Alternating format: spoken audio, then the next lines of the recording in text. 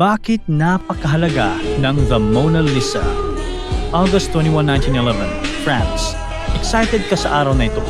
Makakapunta ka na rin sa The Louvre Museum at makikita mo na ang The Mona Lisa. Nakapasok ka na at agad mong pinuntahan ang painting. Nagulat ka sa nakita mo. May label na Mona Lisa sa display pero walang painting. Anong nangyari? Doon mo lang napagtanto na nanakaw pala ito.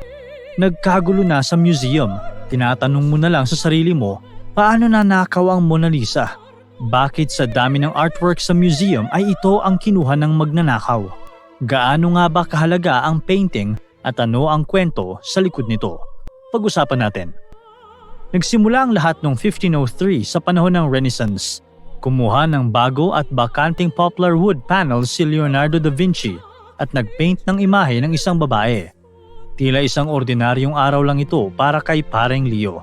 Ang hindi niya alam, ang painting pa lang ito ay magiging isa sa pinakasikat at pinakaimportanteng art piece sa kasaysayan.